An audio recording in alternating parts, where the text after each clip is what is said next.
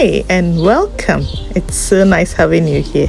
If today is your first time being here, this is Food with a Cha. Here I share my homey and easy recipes.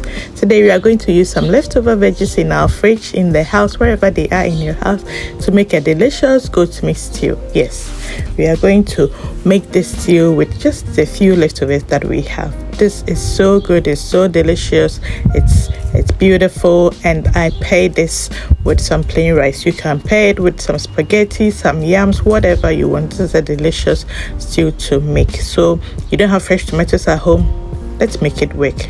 So here we are going to cook our meat. I'm using goat meat, so I've already cleaned and chopped them. Here is the ingredients or spices that we are going to season our meat with. So I blended them up. I'll leave the exact quantities in the description box or in the comment section, and then I'll put them over my beef, add some salt and some beef seasoning, and then we are going to cover this, give it a stir, cover, and let it cook in its own juices for some time.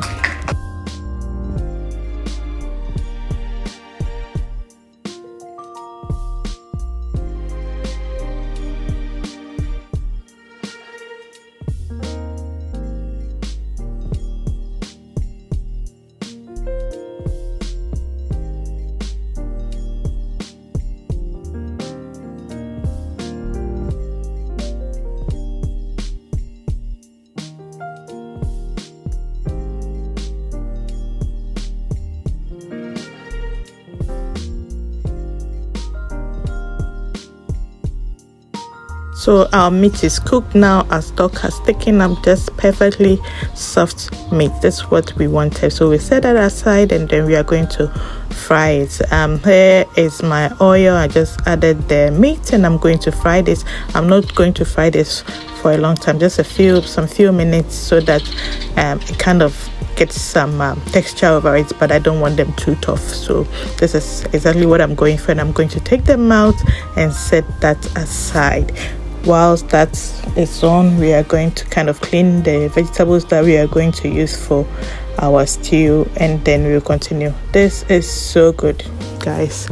So let's begin the stew. So in the same oil that we fried our beef in, I added some sliced onions, some curry powder, and then we are going to give this a quick stir. Yes, we are going to fry the onions for about 2 to 3 minutes until they begin to turn translucent, and then we will proceed. This stew is so good, and just make this it's another way to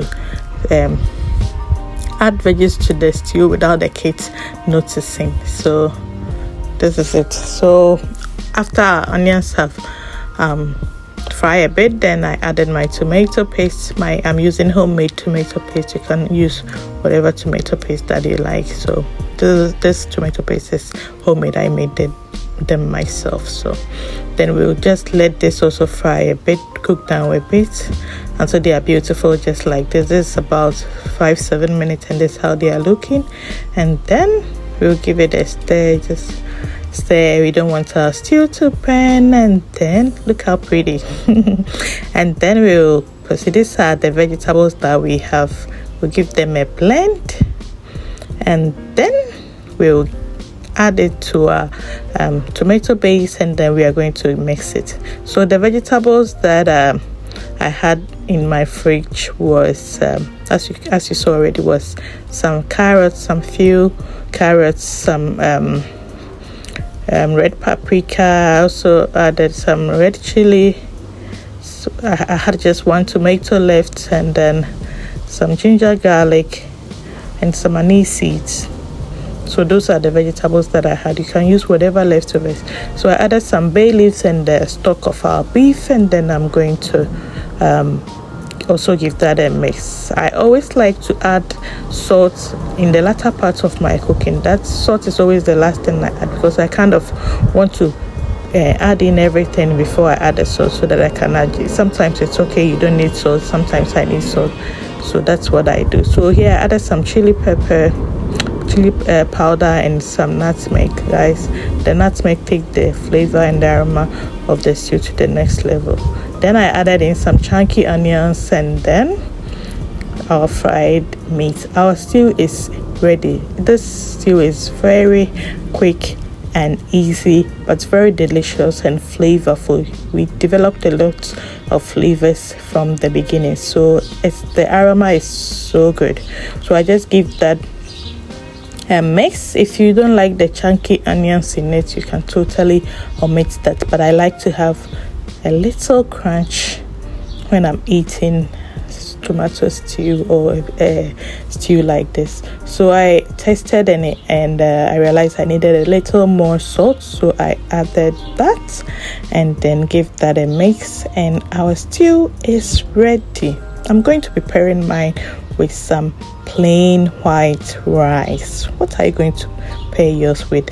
This also went very well with some boiled yam or some fancy kinky. This is so delicious, guys. If you're still watching my video at this point, I want to thank you so much, and I say I appreciate your support. And so we are done. Thanks so much, and until we meet again, bye bye.